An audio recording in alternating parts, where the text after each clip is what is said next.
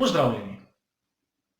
Malce za šalo, a tudi malce za res, lahko označimo kot glavnega krivca za to krizo, v kateri se je znašla Scuderia Ferrari v začetku sezone 2019, v Mattii Binotto. Ta je bil soudeležen v mnogih dogodkih v preteklih letih, katere so privedle do situacije, v kateri se je Scuderia znašla danes. Najbolj očitno je tista malo reklamirana glede spora med njim in Mauricijem Arrivabenejem znotraj ekipe.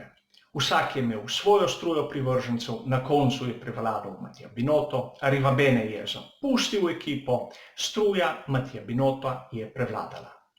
Predpostavljam, da so bili v tej struji mnogi izmed tistih inženirjev, kateri so bili tudi na komandnem pultu v trenutku, ko smo vsi navdušenci videli tisto ogromno število nepojasnjenih odločitev in nerazumljivih napak.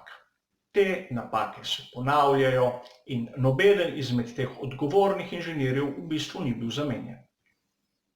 Druga izmed teh čudnih odločitev, ki so nastale tudi pod odgovornostjo Mattia Binotta, je odhod Simona Reste na polovici lanske sezone Formula 1. Simone Resta je bil glavni odgovorni za nastanek šasije SF71H.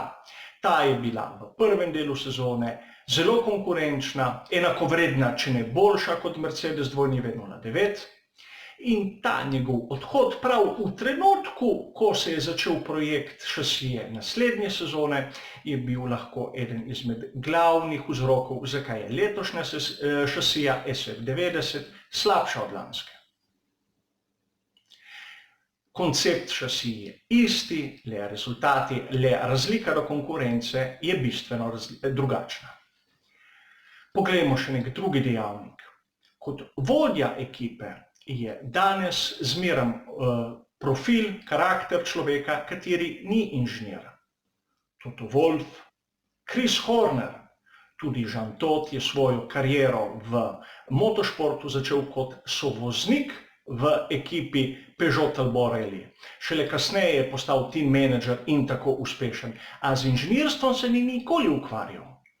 Tudi Ross Brawn, eden izmed zadnjih tistih velikih inženirjev in vodij ekip, je svojo zadnjo šasijo Formule 1 zrisal v sezoni 1989 za ekipo Arrows. Mattia Binotto je po poročanju raznih medijev še zmeraj vpleten v tehnično dogajanje znotraj ekipe. Še posebej na svojem naravnem področju pogonskih sklopov. A pojdimo naprej. Zakaj je on na tem mestu? Na to mesto so ga postavili. Postavili so ga pa novi vodilni v ekipi, John Encal in Luis Camilleri. Čeprav sem mnogokrat poudaril, da njihov predhodnik Sergio Marchionne, po mojem osebnem mnenju, ni imel velikega občutka za Formulo 1, je bil velik navijač, srčen navijač za Formulo 1, rad je imel dirke. Pri teh dveh gospodih pa tega nisem zasledil. Gledata skozi drugačen spekter in izbrala sta Binotta, ker verjetno drugega na razpolago nista imela. In prav to je dejavnik, kateri bo vplival na kariero Mattia Binotta tudi v prihodnosti. Nedolžen ali kriv, on je v ekipi in nima zamenjave. Tudi zamenjave izven ekipe za njegov položaj, saj jaz osebno ne vidim. Zato bo, po mojem mnenju, še kar nekaj časa ostal na tem mestu. Tu sem se spomnil tistega intervjuja, ki ga je dal Luca Marmorini ob njegovem odhodu iz Scuderie Ferrari. On je bil na čelu tega oddelka motoristov pred Binottom in ko je odšel, je v intervjuju podal izjavo, katera gledana z današnje perspektive ima čisto drugačen pomen.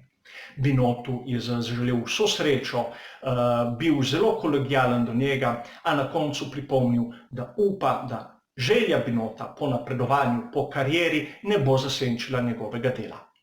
Morda je Mattia Binotto zelo ambiciozen osebek, ki si želi prevladati v ekipi Ferrari in je to tudi dosegel. Tega ne vem, nisem bil zraven, ne poznam ga osebno. A Zagotovo je ena izmed ključnih osebnosti v današnji situaciji Formule 1, v današnji situaciji Scuderie Ferrari in menim, da bo revolucija, ukolikor si želijo revolucije v ekipi Scuderie Ferrari, no, ukolikor si to želijo, se mora revolucija začeti prav pri njemu. Dokler ga ne bojo zamenjali, mislim, da velikega napredka v kratkem času ne bo videti. Hvala za vašo pozornost in nasvidenje v naslednjem prispevku.